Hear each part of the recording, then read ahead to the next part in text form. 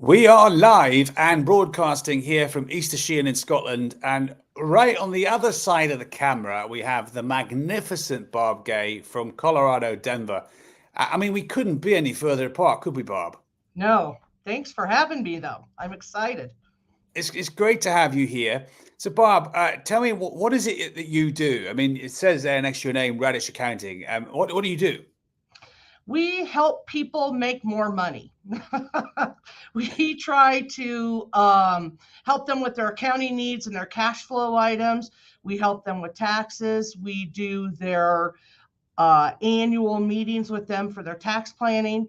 We try to find ways to help them become more successful in their businesses.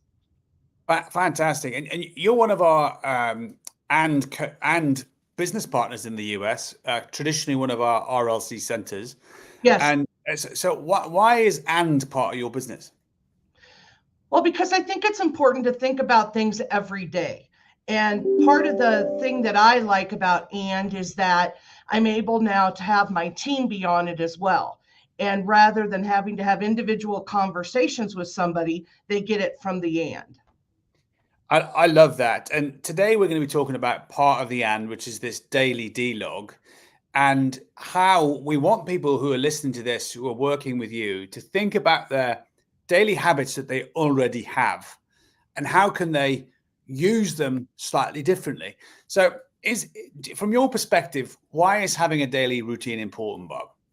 Because I think it organizes you. I think it makes you think ahead of time as to what you're going to do rather than coming in very unprepared for the day.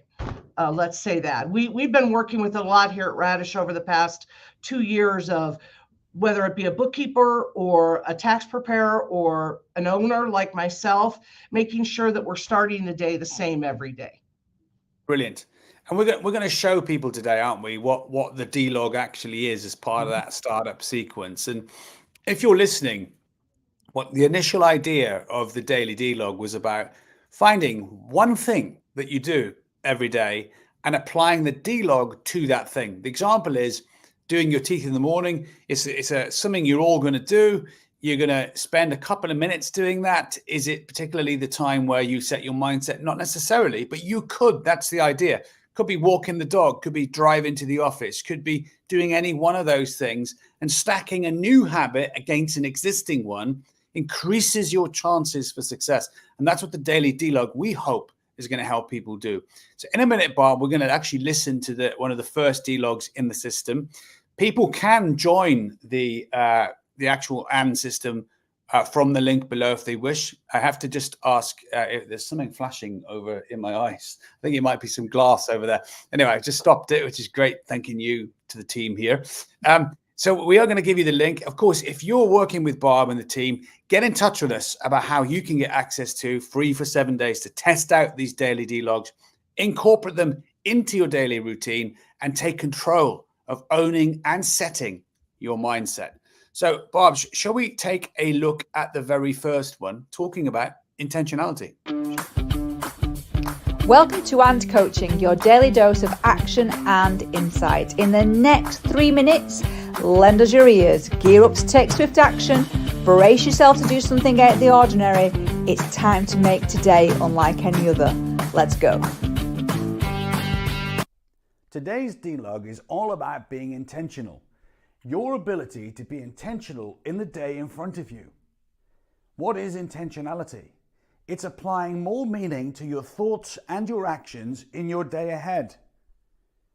We've got a skill that's going to help you do that right now. It's called Delete the T. We find when we work with people around the world, there are specific points people often get stuck, and one of them is this powerful little word called can't. Can't is often something we say that we can't do based around a feeling or a thought or a situation.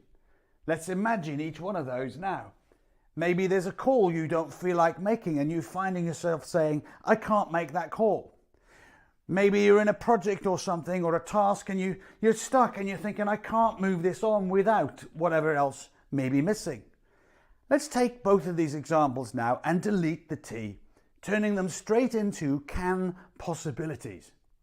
If you take the first one, which was I can't make the call, if you use the word can by deleting the T, you're able to say, what can I now do? Which would be, well, maybe I can't make the call straight away, but I can diarize to make that call in the next 30 minutes straight away.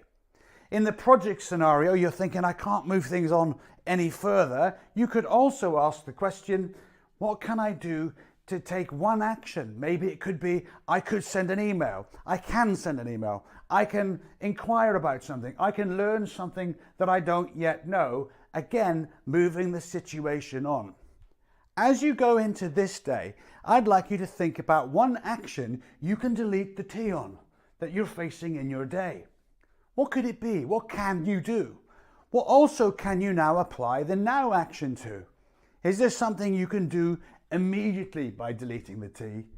And if you then think about doing something different, sometimes by using the question can, what can I do, you can test something out brand new that maybe you've never even done before, and all you did was simply delete the T.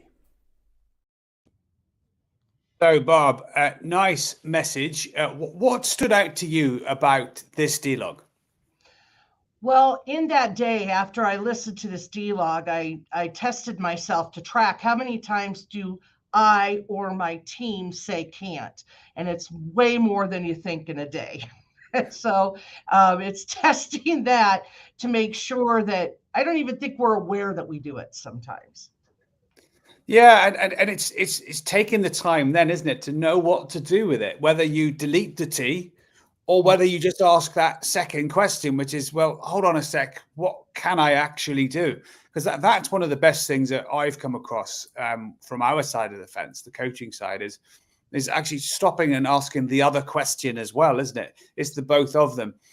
And what did your team say about noticing that discovery about how many times they find themselves saying can't? They were not aware of it as well either. I mean, I think you fall into that a lot. And I like what you say, the one action. That is, I think twisting it and taking it that way and asking that question is much better. It makes people think about what are we really trying to achieve and get done.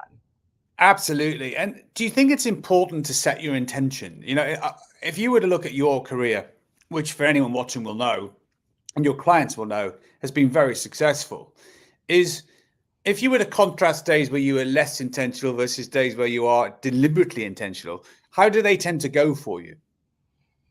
Well, you don't achieve much in the days you're not intentional. And unfortunately, when you're not intentional, it tends to drag into weeks and months. It's not just one day. So when somebody says, does it really make a difference to stop that day and think about it? Yes, it does. Because it builds. Everything builds on that day. So I've had many periods of my career where I have been not very intentional and not succeeded in many things. So that's what happens in life. You got to be very intentional. I totally agree with you, Barb. And if there was a single message to your clients watching this about getting on board with the and system, what would you want them to know personally? I would want them to know that these are all the things that I've been doing for the past 5 years and that they've changed my business and they have recognized it has changed my business. When they come in, they look at the office, they look at the way we deal with things now, and they know it's changed. And it's made me much more successful. It's made me achieve my goals quicker. And I think they can all learn and grow from that. That's a great message, Barb. And for anybody watching across all of our platforms, do remember you can join us for 7 days free and make your own decision about what you think about the and coaching at and.scott. And for our Radish friends, get in touch with Barb and her team and find out what it is that they're talking about being intentional, doing things as you mean to go on, and putting meaning right back into your day. So, Barb, is there a single thing you're going to delete the T on this day? Is there anything that springs to mind? Well, it's tax season, so I have a couple of tax returns to get done. So I'm going to take the action to get my 3 tax returns done and then move on to something else.